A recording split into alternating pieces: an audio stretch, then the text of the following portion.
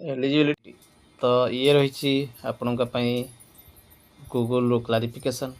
Is passing TT is mandatory for in service for all in service teachers irrespective of their appointment for promotion TT pass करवा समस्त in service teacher मानक जरूरी कि irrespective of their appointment और promotion सेमानकर appointment जेबे भी होता सेमानक पई प्रमोशन पाइबापी से टीटी जरूरी कि एलिजिबिलिटी ऑफ टीटी ये कथा रही the requirement of passing TET teacher eligibility test for in service teachers to be eligible for promotion depends on the specific rules and guidelines of the state or country where the teacher is employed in India. For example, तो TT आवश्यकता कि नहीं से state रे rule कौन रही country rule रही कौन ताहा जानिबा जरूरी। एग्जांपल कथा कहई for government teacher the TET is often mandatory for appointment and in some states for promotion as well. The Ministry of Education in India and various states government has specified that teachers should clear TT. किसी state एवं India government specify करछंती TT clear करिया पई career advancement special for promotion पई to higher post like headmaster senior teacher और other supervisory position जोठी कि आपण जाउछते हायर पोस्ट को सेठी पई प्रमोशन पई आपणकर टीटी मैंडेटरी बोली कहुई। However there can be exception based on seniority experience and other qualification किसी व्यतिक्रम मध्य रही पारे कौन सी जगह। For private school the requirement might vary some private schools may not necessarily require the TT for promotion but many still prefer it for better career progression. Private कथा मध्य साहा कही की पॉइंट्स रही for promotion many states require teachers to clear TT or equivalent exam to move to higher position। Promotion पाई बहुत गुड़ा state TT को रिक्वायरमेंट रखी इक्विवेलेंट एग्जाम रखी हायर पोजीशन को जावाई।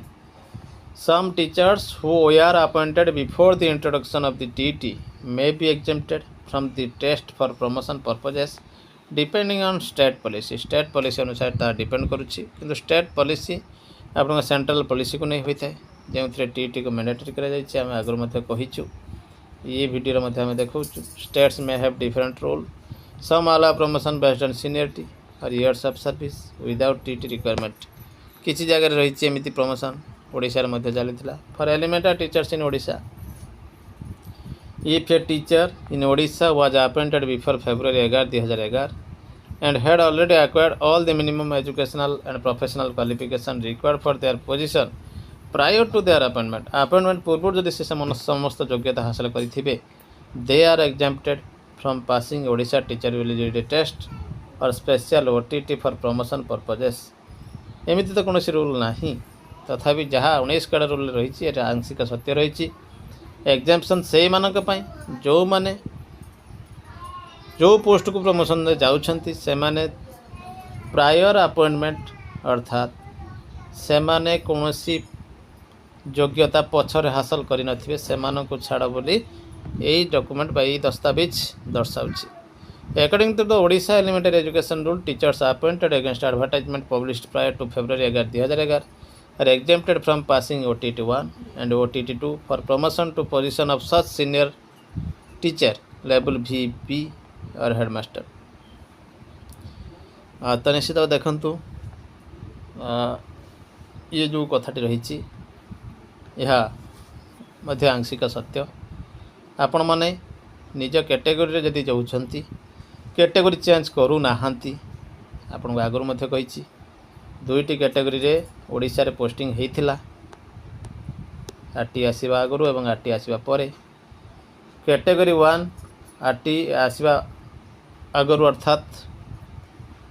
2011 पूर्व जिते पोस्टिंग होती 2000 आम बर्तमान ओडिशा रे 2024 पूर्व जी पोस्टिंग होती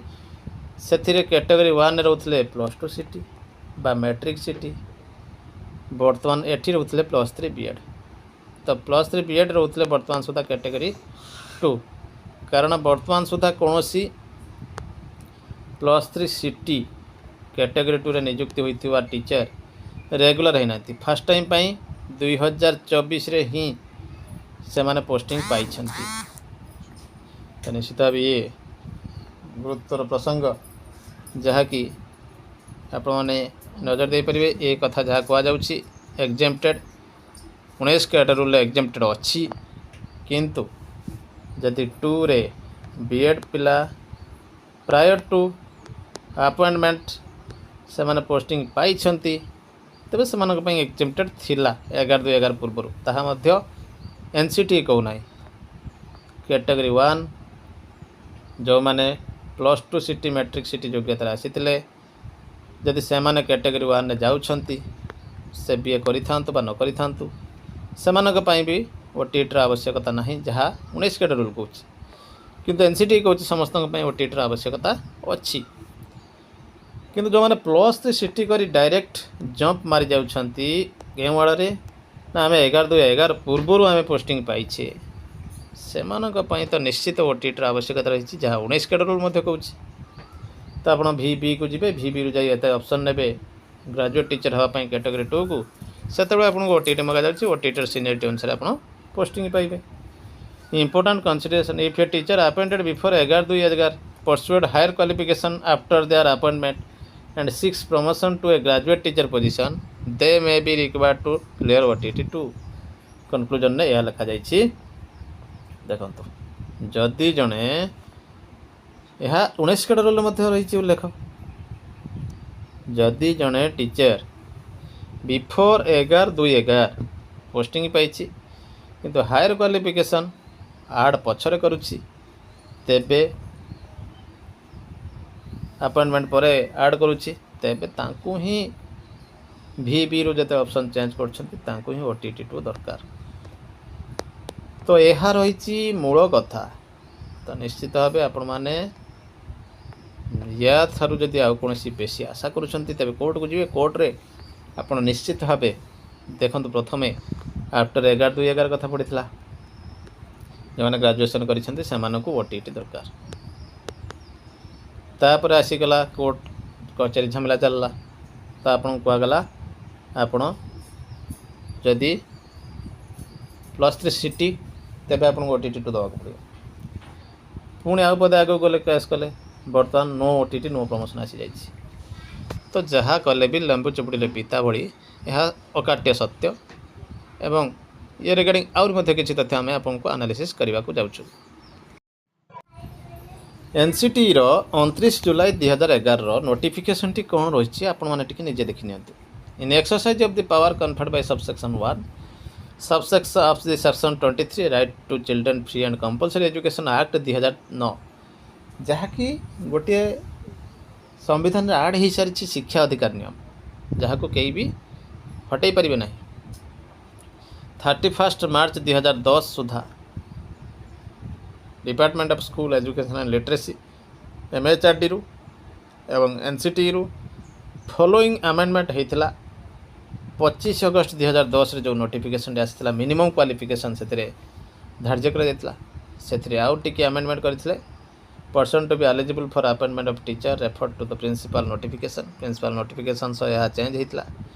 आप जानते यहाँ है कैटेगरी 1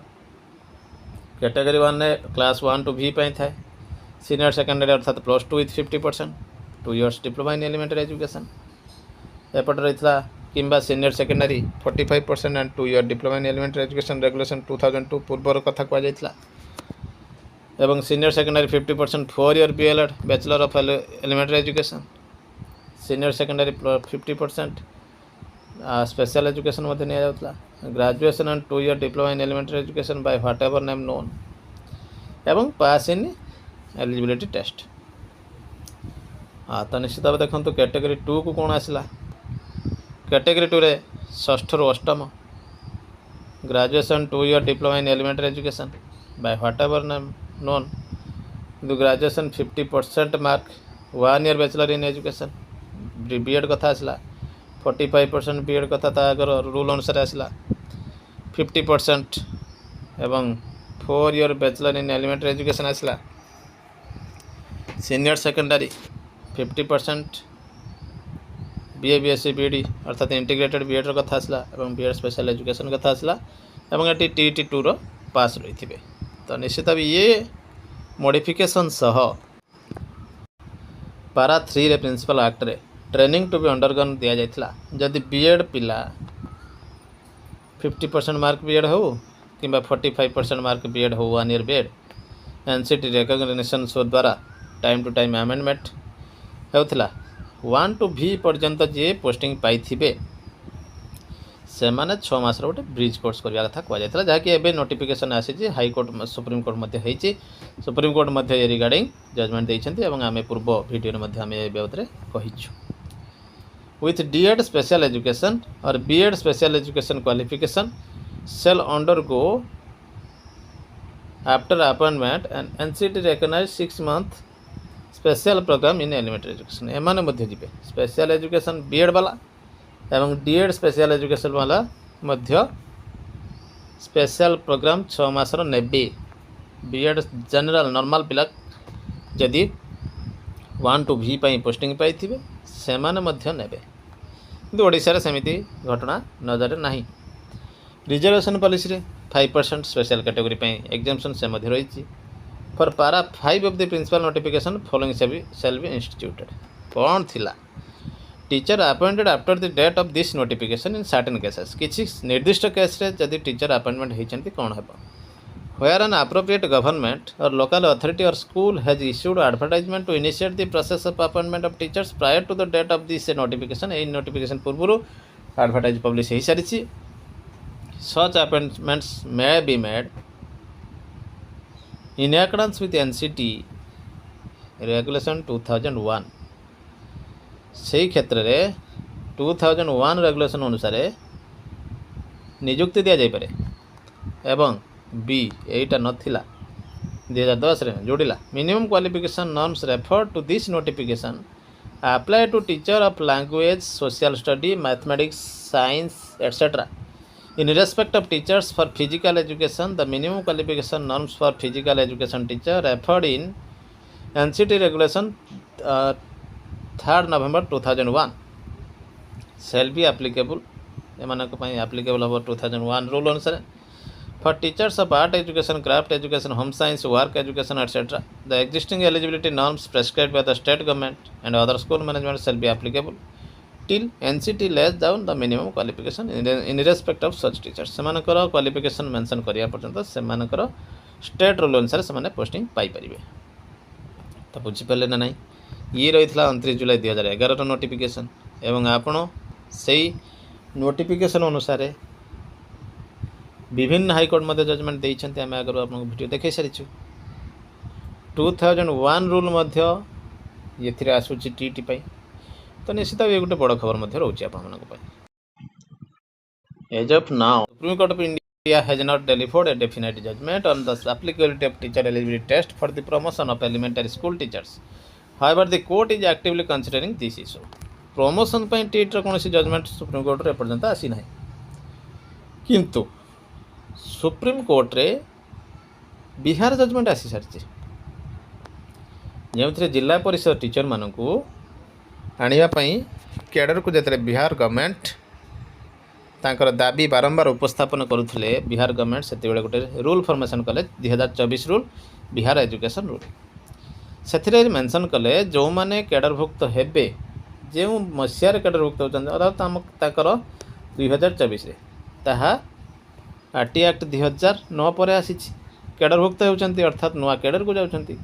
से रूल अनुसार टीटी दवा आवश्यक दवा बाध्यतामूलक। आपण मैंने गूगल सर्च मारी देखिपारे परिवर्तन क्रांति बोधे से वर्सेस स्टेट ऑफ बिहार मारिकी आप देखिपारे से केस हाईकोर्ट गले सिंगल बेंच रु डबल बेंच रु सुप्रीम कोर्ट कहले जे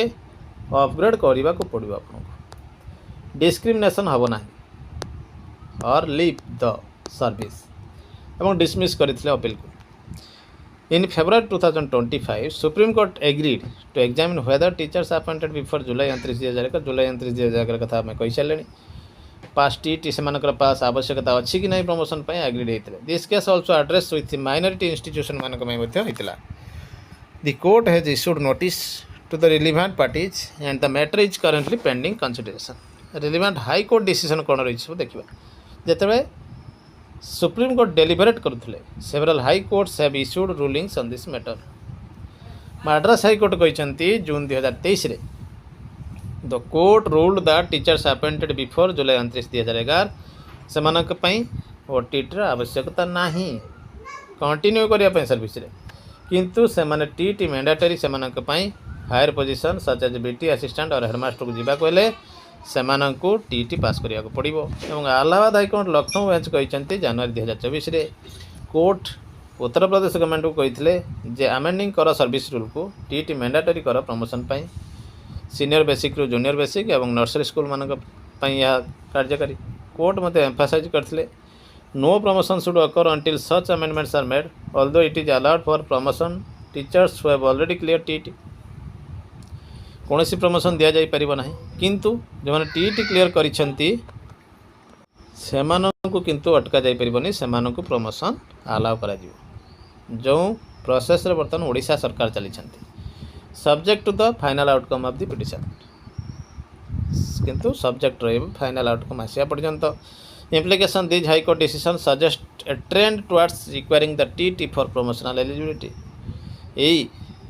कोर्ट मानक जजमेंट अनुसार ट्रेंड आसी जाइए जे टीटी प्रमोशन दरकार even for teachers appointed before 2011 mandate. However the final determination rests with the Supreme Court whose forthcoming judgment will provide nationwide clarity on this issue. तो निश्चित भाव देखु ये कथाटी कहुई हाईकोर्ट तो जजमेंट देते टीटी फेवर सुप्रीम कोर्ट कौन देवे तो निश्चित भाव अपेक्षा करने को पड़ो फाइनल जजमेंट आसवा पर्यंत ये गोटे रही बड़ खबर.